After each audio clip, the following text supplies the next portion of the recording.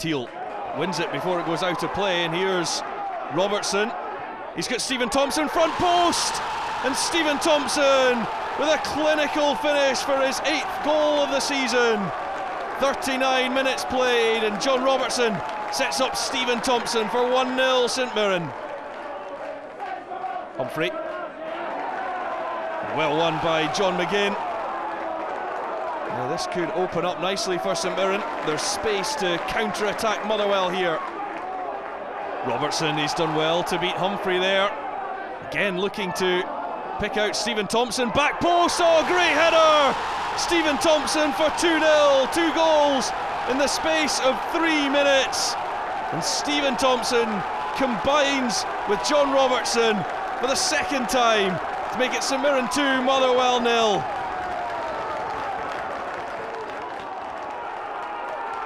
Francis Angol. Lasley points to Oyama.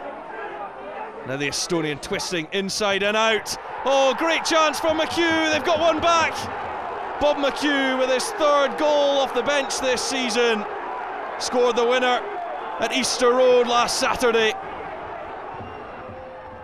Here's Billy McKay, the man in real form. Foran, oh good save, Douglas onto the post. The first real chance for Inverness. Could still be on for them. Raven on the right foot. Oh, McKay! Oh, another great save by Douglas. Down goes Foran. Penalty kick. It's been awarded by Callum Murray. Well, what a 30 seconds of action. First of all, that save there by Douglas, but then Benedictus barges into Foran. It's now Inverness's 11th penalty of the season. There's only one man to take it. It's Billy McKay, and it's 1-0. 11 goals in his last 7 games now. Lockwood, McAllister, good touch. Gets the return from Colin Nish, and McAllister continues his run. Oh, great ball too. It's Nicky Riley. Oh, 1-1. What a wonderful equaliser from Dundee. An incisive counter-attack. McAllister at the heart of it, and Nicky Riley with a great finish. Tudur Jones. Now to Raven. Foran.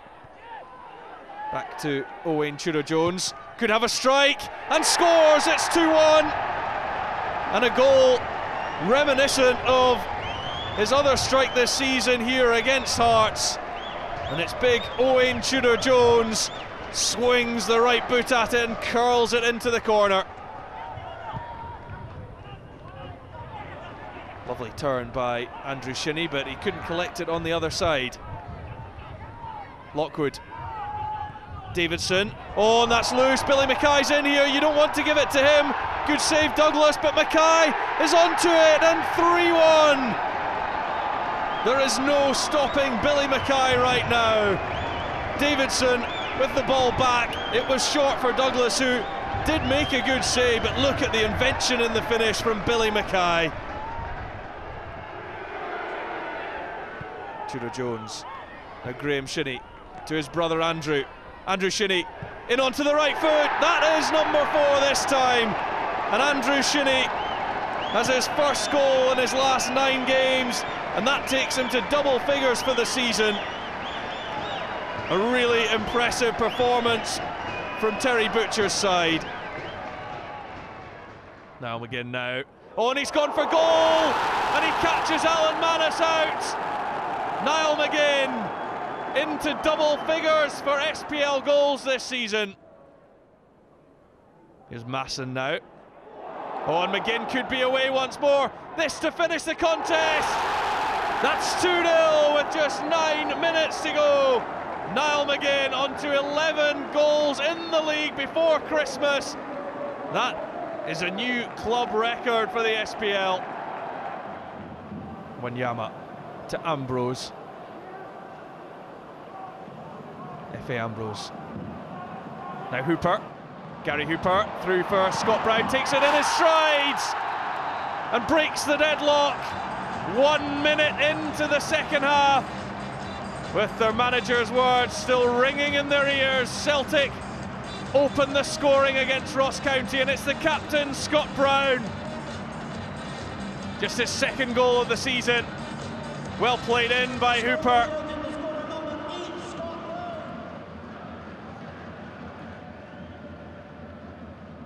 Here's Hooper, and he's finding space, dropping off Lassad and Samaras. That front three doing some damage. Here's Wanyama, driving on, still going. The powerhouse in the centre of the midfield for Celtic, and a great ball in from Lassad to Gary Hooper. Has a check over to the linesman.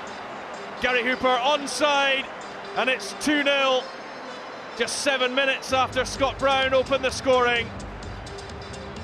And that now is Gary Hooper's 50th SPL goal for Celtic. Lassad with the right-footed cross, good header down, and Mark Brown couldn't keep it out. Neil Lennon will be pleased to see the two strikers combining. Out comes Brown, couldn't make it, Gary Hooper could. Well, he's not too sure, but the goal has been given. Gary Hooper scores his 15th of the season. There was a bit of a debate whether there'd been a foul in there. Hooper played on, and Hooper scored. Hooper, lovely ball through, finds James Forrest.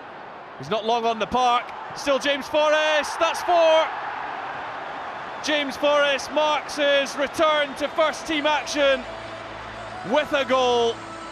Beautifully slipped in by Hooper, who's been instrumental in Celtic's 4-0 lead. Well finished by James Forrest, who hasn't scored since February. It's a fixture that has produced a number of goals in recent years, 16 in the last 4 here. Borja Perez eyeing this one up. Oh, good save, Ben Williams. Strong hand from the Englishman to deny the Spaniard. Kilmarnock coming back here though. It's going to drop for Heffernan. Oh, it's a great finish from Paul Heffernan. Ben Williams kept out the first effort from Borja Perez, but there was nothing he could do to deny Paul Heffernan his 4th goal of the season. Hibs never got out from the clearance. The flick on by Nelson, and the finish from Heffernan was exquisite. Kept so calm under pressure.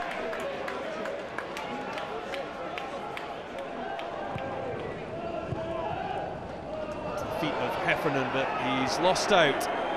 Now it comes to Kearney again. The Hibernian, who have lost their last 2 in the league.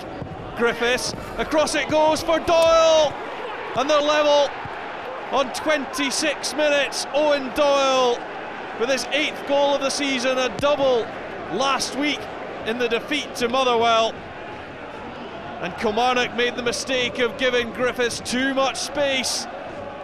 Cammy Bell could only palm it into the path of Doyle, who did well to shape his body to get the shot on target and hit the back of the net once again, and Hibernian are level.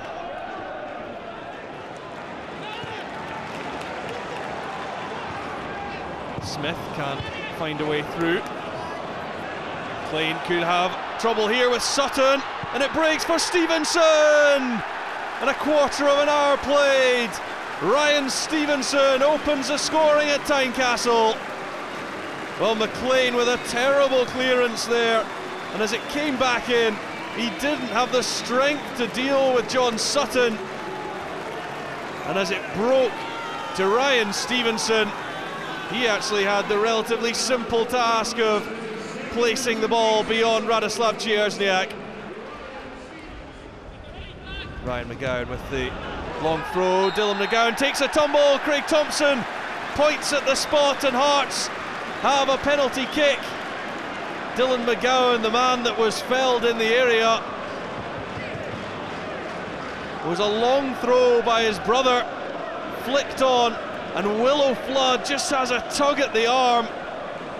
an experienced player, Willo Flood, and you have to wonder what he was thinking there. Ryan Stevenson against Cierzniak for his second goal of the game. Ryan Stevenson sends the goalkeeper the wrong way, and Hearts have a 2-goal lead after just over half an hour. Stevenson, clinical from the spot. Barry Douglas took a touch, and Sutton miscues his clearance. Scatchell, and now Watson, and Dundee United are back in this game now. Keith Watson with his 3rd goal of the season, and it was a real striker's finish from the defender.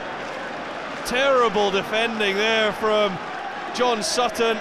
Was Watson onside there? Difficult to tell. It was certainly close, but it all came from that miscued clearance